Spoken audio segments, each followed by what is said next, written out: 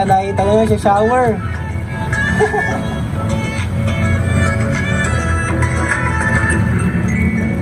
Pag gusto nyo ng DIY sprinkler, pwede na to mga ka-DIY.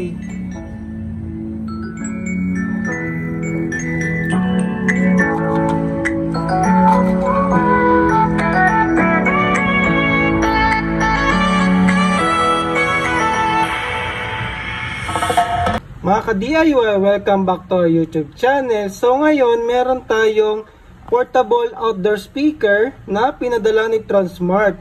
So bago nilang line up to ng mga speaker, yung Mertune. So itong version na to ay si model Mertune H1. So ang ganda niya, no, pang tapat kay kay kay JBL. So si Transmart, ayan, ay kaibigan natin at lagi nagpapadala ng mga speaker sa atin. Abangan nyo sa dulo ng video na to para malaman nyo kung paano nyo mapapanalunan itong Mertune H1 portable speaker from Transmart. So ito nga pala ay, ayan, IPX7 waterproof kahit ilublob sa tubig. Punchy bass, customized EQ, equalizer via app. So may app siya mga ka-DIY. Tapos meron pa siyang stereo pairing. Ibig sabihin, kapag may dalawa kang ganito, pwede mo silang i-pair. Meron ka ng left and right channel. So stereo na yung speaker mo. Parang yung dating speaker na pinadala sa atin ni Transmart, yung maliit. Tapos portable nga siya. So kung ikaw ay swimmer, biker, hiker, camper, lahat na ng outdoor activity, pwede mo na siyang dalhin mga ka-DIY, kahit diving. O di ba, mag-sounds ka doon. Pero IPX7 ay ano lang yun 1 meter 30 minutes na nakalubog sa tubig mga ka-DIY. Mga swimmer lang pala, wag sa diver, kasi medyo pang matagalan sa ilalim ng tubig yun eh. So, pang mga swimmer pwede yan, o kaya yung mga nagkakayaking dyan, tsaka water tubing, gusto may sounds, pwede to mga ka-DIY. Tapos meron siyang 20 hours of playtime. Usually naman yung mga ganitong speaker, matagal mo talaga nagagamit eh. Kahit isang battery lang, ang tagal nyo na siya nagagamit. So buksan natin para makita natin siya mga ka-DIY. Ito nga pala, mapapanood nyo ngayon, Miyerkules. Wala pa siya talaga sa market kasi bagong model pa to. Ilo-launch pa lang to sa October 8. So abangan nyo, malay nyo may mga discount na ibigay pa si Transmart. Paano ba ito buksan? Sa gilid. Sa gilid. Hindi alam buksan. Ayun, sa gilid nga mga ka-DIY. So, ilo-launch pa lang tong product na to, kaya unang-una kayong makakabili kung bibili nyo kagad mga ka-DIY. So, ayun no. Ang presyo niya nga pala sa box, yun lang naman. Ang presyo nito nasa 1,000 plus lang mga ka-DIY, o diba? Sulit na. Tapos, silica gel. Ayun lang. Tapos may manual siya dito. Manual. So, buksan natin. Ano pa ba yun? Parang may card something. Warranty card niya mga ka-DIY. So, check nyo yung Facebook ni Transmart. So, meron siyang extra 6 months warranty. Share your experience. Tapos, ito yung kanyang manual in different language. So, ayan.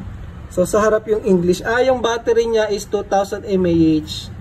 So, dahil nga yung mga ganito ay matipid naman sa battery, kaya 20 hours mo siya magagamit at 50% volume mga ka-DIY. So, ayan. So, dako na tayo. Yung lakas ng kanyang speaker pala ay 8 watts. Yung kanyang speaker power. So, ito yung kanyang Type-C. So, Type-C na siya. Siyempre, lahat naman dapat Type-C na mga ka-DIY. Si Apple nga, Type-C na eh. So, ang kit niya, no? So, size comparison, ito yung cellphone ko. Redmi Note 12. O yan, no? Ganyan yung haba at lapad niya. Ayan, nagbubuk ako ng Lalamove. Nakakita nyo pa. So, ayan. Tapos, ang cute niya. Tapos, ayun. Ito parang metal, mga ka-DIY, no? Tapos, ito naman ay, ito siguro yung parang plastic. Tapos, pwede mo siyang ilubog ng ganyan para maihok mo ng todo. Ang color pala na available nito ay black and blue. So, ang gusto ko tong black, no? Ito yung logo pala to ni Transmart. Letter T yan. T, tsaka S. Hindi kasi masyado halata pag ganyan eh. Pero pag dito, ayun, no? T, tsaka S. Transmart. So, ayun. Maganda sana kung ano sa gilid na lang to, no, para minimalist yung harap. Pero okay lang naman. Sa likod, yung kanyang specification. So, ayan, no. So, kompleto siya, no? Quality. Huwag kayong bibili ng mga chipipay sa Shopee. Ito yung mga legit talaga. Tapos, try natin, parang fabric tong harap, no? Para siyang fabric. Hindi siya bakal, eh. Tapos try natin buksan, tapos try natin munang i-on. Ito yung power button. Ayan, meron siyang battery indicator. Bluetooth, check natin ano bang pangalan nito sa Bluetooth. Abangan nyo sa video ha, ibibigay natin kung paano nyo mapapanalunan to. Ayun, PS, ito kaya yun.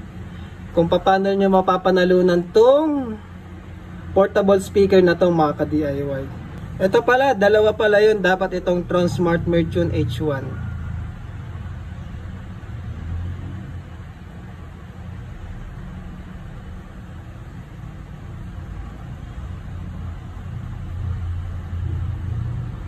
Pair.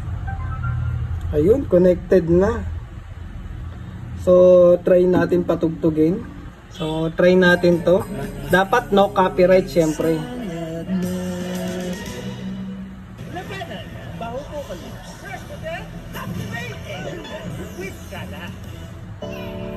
Ayun, Paradise by Ixon, syempre ang ating favorite na artist.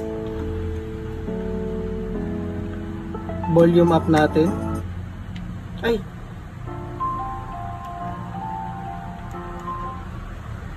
Na next pala, mali.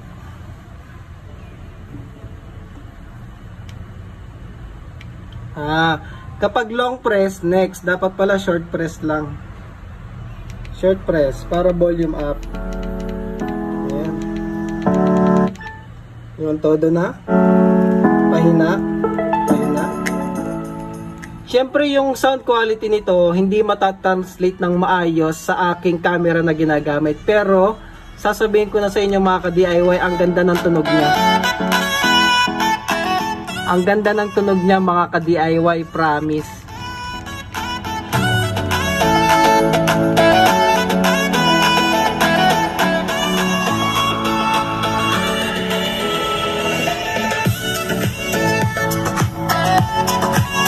Mga ka-DIY, so ayan.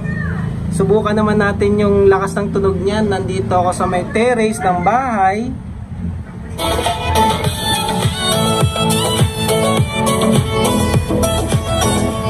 At syempre, alam niyo yun, tubig. So, try din natin ilublob. Kung tutunog pa rin siya habang nakalublob mga ka-DIY.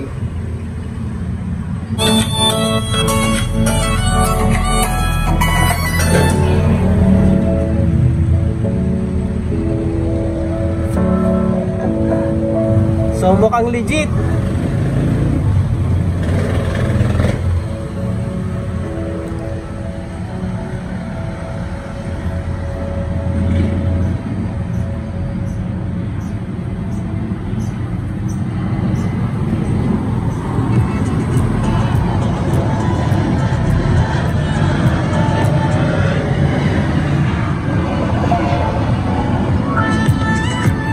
Ayan, nakita nyo sa shower.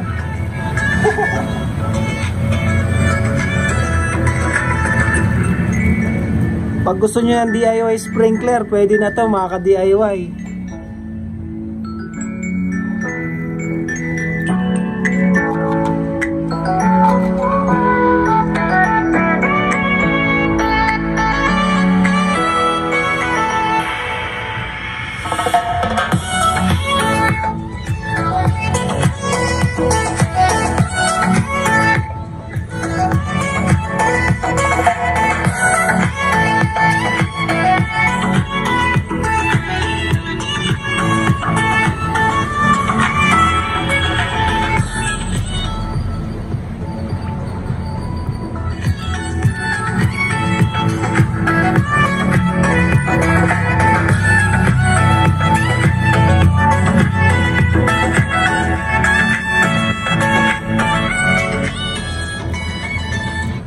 So, ayan, pati yung cellphone ko, basa na.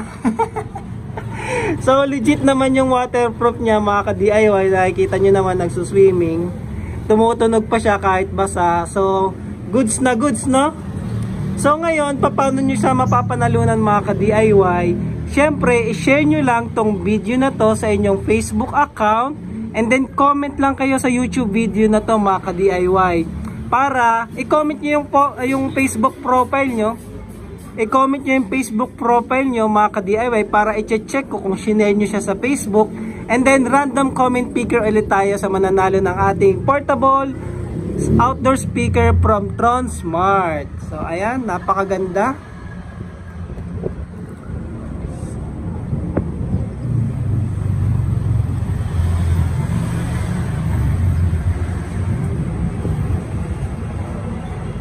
So yun lang mga ka-DIY, maraming salamat, and Tronsmart, thank you sa pagpapadala ng portable speaker na to para sa ating mga ka-DIY.